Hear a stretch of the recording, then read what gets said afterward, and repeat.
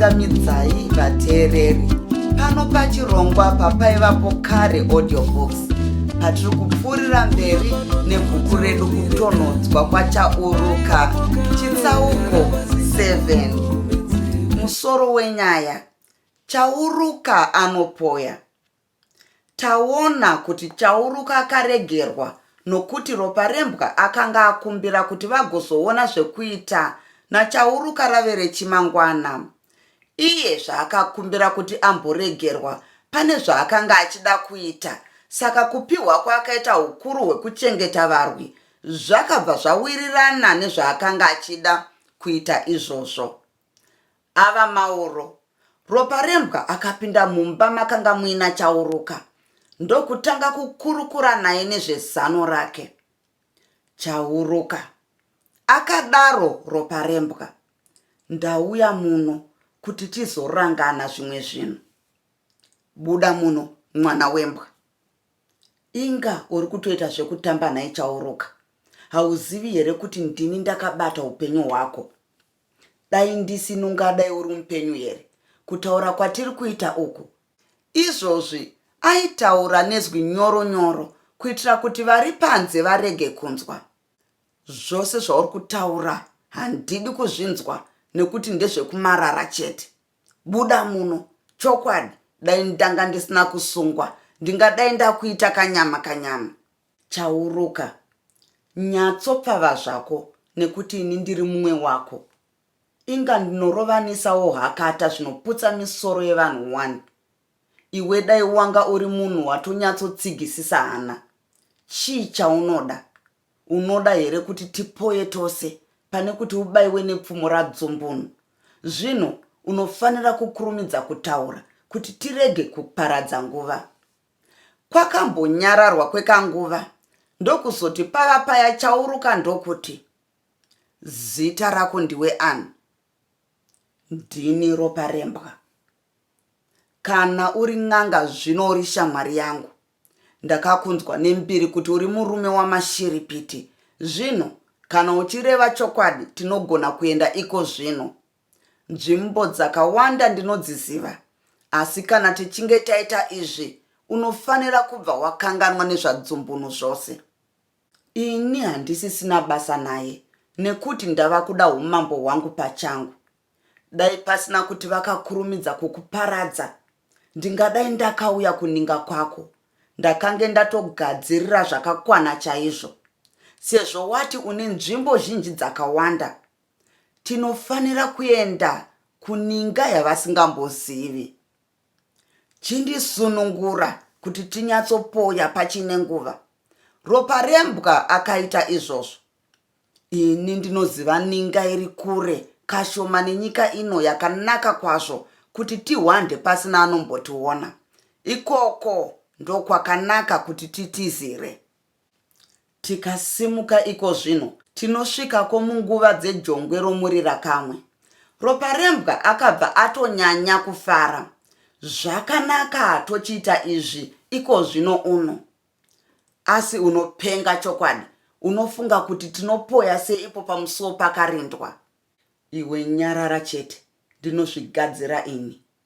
Zvandinoda kuti uzive ndezvekuti ini ndinodzoka komangwana akare ndoita sepasina chandinoziva.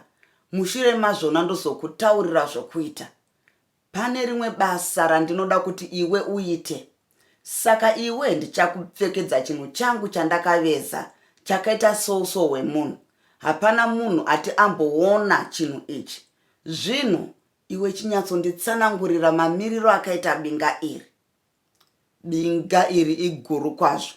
Nechepakati rine bani guru kwazvo nechikomo china mapako maviri akakura zvokuti hondo yose ingagone kuhwandamo. Iyi inzvimbo yakanaka chose.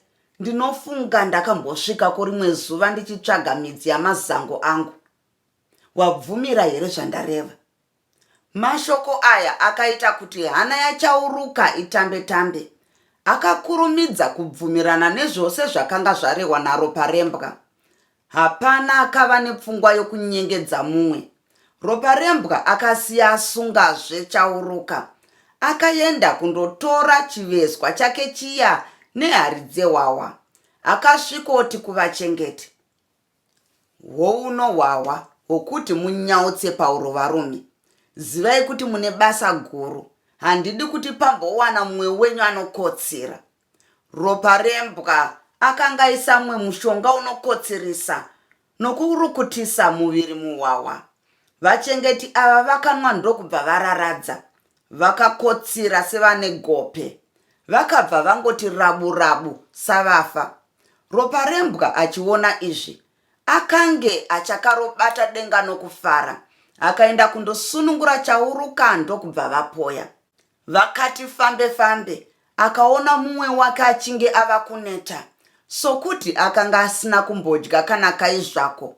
Ropa rembwa akatsvaga mumwe mudzi ndokupa kuna chauruka kuti atsenge. Simba rake rakadzoka nokukurumidza. Vakasvika kubinga kuya, chauruka ndokubva anyatsomuratidza mamiriro arakanga rakaita. Apedzezvi, ropa rembwa akadzokera kumusha achifambisa kwazvo. Mangwana acho akafumomuka ndokuona vachengeti vose vakati rashu-rashu. Akaedza kuvamutsa ndokuona kuti vakanga vachakasungwa nomushonga uya. Akabararadza achita saakanga asingazivi chinhu, achimhanyira kwamambo. Muka huru, muka huru, tarozwa changamire, chauruka apoya. Vachengeti vakarara zvavo uye vakakorwa nawo hwawa. Izvozvi mukangosvika pedyo navo, munonzwa riri gutukutu kunhuhwa hwawa. Mambo akamboti une paakanzwa shoko iri. Mushure akazomhanyira kumba kwaakanga kwakapfigirwa chauruka kuti andozvionera iye ega pachake. Shungu nehasha zvakamubata zvekuti akarova varwi vaye netsvimbo achivatukirira.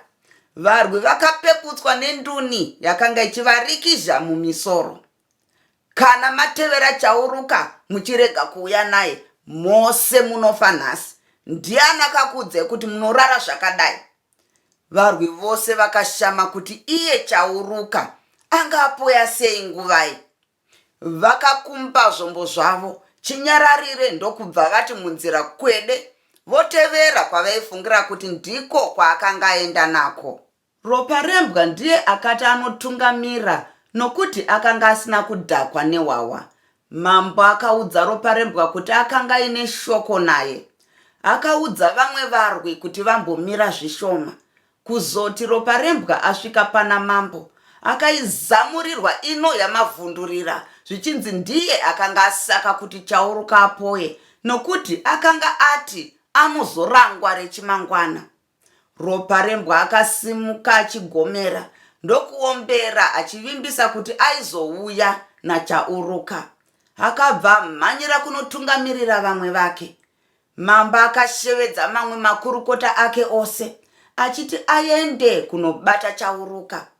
Vanhu vakaviruka nehasha pavakangonzwa izvi. Vakabatwa nekutya kukuru, nekuti vaiziva kuti chauruka aizovaonesa nhamo kupfuura pakutanga. Vose vakaita rurasademo namasango vachimutsvaga. Ropa rembwa akamhanya navamwe vake. Kuzoti vasvika kwakanga kwasara chauruka, akavaudza kuti vachienda kunzvimbo dzakasiyana-siyana vakatsaukana. Iye akabva ananga nekwakanga kuina chauruka ndokusvikoita kazevezeve ikoko. Chauruka akananga kurwizi rwaipinda mubinga ndokubva andohwanda ikoko. Vamwe varopa rembwa pavakanga voda kusvika, akatanga kudaidzira achizhamba achiti akanga abata chauruka, asi akanga aita chamunyurududu achibva anobuda nechemukati mebinga raityisa kwazvo. Vamwe varwi vakanga vamuona achisvetukira mudziva. Ropa rembwa akashevedzera achiti akanga amubaya nepfumo kanokwana 5. Izvozvi pfumo racho rakanga richidonha ropa raakanga azora. Akanga abva naro kumusha riri mukadenhe kaakanga aviga munhembe make. Rimwe ropa akaridira pakanga pawira chauruka. Akanga arisa muti wekuti rirege kugwamba. Varwi pavakaona izvi vakafara kwazvo nokuti vakafunga kuti Chauruka afa. Vakabva varidza mhere kushevedzera kuti Chauruka akanga afa pachokwadi. Vanhu vakauya ndokusvikotarisa kuti ndimo makanga mafira muvengi wavo. Vakambofunga zvokuti vapinde imomo kuti vaburitse chitunha chake. Vakabva vatya makarwe akanga arimo. Chauruka akanga aine muti wokusarumwa namakarwe, saka akanga asina kuitwa kanyama. Vava kumusha varume vakagara dare kuti vaone zvavanoita navarwi vaya vakanga varegera Chauruka achipoya. Vamwe vaida kuti vaurayiwe, asi vazhinji vakaramba. Vose zvavo vanhu vaida kupa mhosva kuna ropa rembwa, asi vaitya un'anga hwake neukuru hwaiva nahwo padare. Mushure mekutemesana misoro pamusana pokuitirana naro, mutonhodza akasimuka ndokuti, hama dzangu, hongu vanhu ava vanga vachikodzera kufa, nekuti zvavaita hazvina kunaka. Munhu anenge ari pabasa rakadai haafaniri kumbobata mukombe. Munofunga kuti dai tainwa hwahwa panguva dzokuparadza Chauruka tingadai takaita chinhu here? Saka kwanhasi vanomboregererwa zvavo, asi vakazopamidzazve vanozorangwa nezvanhasi zvose.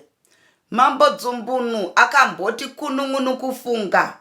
Mushure mechinguva akazopindurawo, ndichaita zvarehwa namutonhodza, asi ini ndanga ndichida kuti vanhu ava vafe. Varwi vakafara nekusekera mumwoyo. Hapana chakaitwa kuna ropa rembwa kana kumbonzi chino nechino kwete. Izvi zvakaitwa pamusana pokutya makona ake. Saka vose vakanga vatendera nekugutsikana kuti Chauruka akanga afa. Ndatenda nekuteerera kwenyu.